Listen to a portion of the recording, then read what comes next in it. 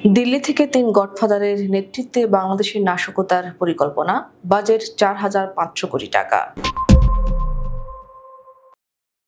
ছাত্র জনতার তীব্র আন্দোলনের মুখে ক্ষমতা ছাড়তে বাধ্য হওয়ার পর ফ্যাসিস্ট হাসিনা বর্তমানে ভারতের রাজধানী দিল্লিতে পলাতক আছেন।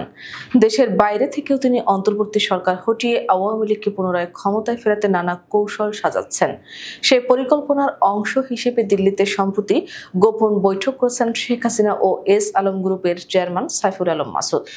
বৈঠকে আওয়ামী লীগের শাসন পুনঃপ্রতিষ্ঠার কৌশল এবং দেশকে অস্থিতিশীল করার নানা পরিকল্পনা নিয়ে আলোচনা হয়েছে বলে একাধিক সূত্র জানিয়েছে।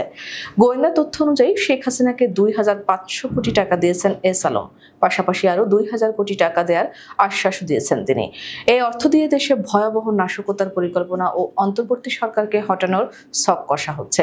পরিকল্পনায় পলাতক আওয়ামী নেতাদের পাশাপাশি সাবেক আমলা, সামরিক ও পুলিশ কর্মকর্তারা জড়িত। দলীয় ক্যাডারদেরও বিশেষ প্রশিক্ষণ দেওয়া হচ্ছে। এছাড়া জানা গেছে, উমরা পালনের অজুহাতে এস আলম সম্প্রতি সৌদি আরব গিয়েছিলেন, তবে প্রকৃত উদ্দেশ্য ছিল পলাতক আওয়ামী নেতাদের সঙ্গে বৈঠক। মক্কার ফেয়ারমাউন্ট হোটেলে এসব বৈঠক হয়। সেখানে দেশ বিরোধী নানা পরিকল্পনা ছাড়াও অর্থ পাচারের মাধ্যমে মক্কায় একটি বিলাসবহুল হোটেল কেনার বিষয়ে একটি আন্তর্জাতিক সংস্থার সঙ্গে বৈঠক করেছেন তিনি। পরে মদিনার ইলাফ আল তাকওয়া হোটেলে অবস্থান করে চট্টগ্রামের কয়েকজন প্রভাবশালী আওয়ামী ব্যবসায়ীর সঙ্গে বৈঠক করেন এস আলম। ৬ আগস্ট সৌদি আরব থেকে তিনি সরাসরি দুবাই যান এবং সেখান থেকে বিশেষ ফ্লাইটে ভারতের নয়াদিল্লিতে পৌঁছান। তার সফর সঙ্গীদের মধ্যে ছিলেন স্ত্রী ফারজানা পারভিন, তাদের ছোট ছেলে এবং ইসলামী ব্যাংকের সাবেক এক চেয়ারম্যান। দিল্লিতে তারা ওঠেন দ্য ওবেরয় নিউ দিল্লি হোটেলে। সেখানে পলাতক সাবেক মন্ত্রী মহিবুল হাসান চৌধুরী নওফেল, জাহাঙ্গীর কবির নানক ও মোহাম্মদ আলী আরাফাত সহ কয়েকজন আওয়ামী নেতা তার সঙ্গে বৈঠক করেন। বৈঠকে দেশের অস্থিতিশীলতা সৃষ্টির নানা কৌশল নিয়ে আলোচনা হয়। এস আলমের সফরের মূল উদ্দেশ্য ছিল শেখ হাসিনার সঙ্গে গোপন বৈঠক।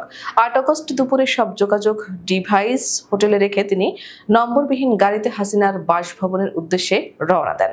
পথে একাধিকবার গাড়ি পরিবর্তনের পর তিনি লুটিয়েন্স বাংলো জোনে পৌঁছান। সেখানেই শেখ হাসিনার সঙ্গে তার দীর্ঘ বৈঠক হয়, যা দুপুর ১টা থেকে সন্ধ্যা ৬টা ২৭ পর্যন্ত স্থায়ী ছিল। ওই বৈঠকে ভারতের কয়েকজন উচ্চপদস্থ কর্মকর্তা উপস্থিত ছিলেন। বিশ্বস্ত সূত্রের তথ্য অনুযায়ী শেখ হাসিনা বৈঠকে ক্ষমতায় ফেরার পরিকল্পনায় ৪,৫০০ কোটি টাকা চান এবং এস আলম এ অর্থ দিতে সম্মত হন। অর্থের বড় অংশ খরচ হবে ৫টি খাতে। এই অর্থ ব্যবস্থাপনার জন্য ৩ সদস্যের কমিটি গঠন করা হয়েছে।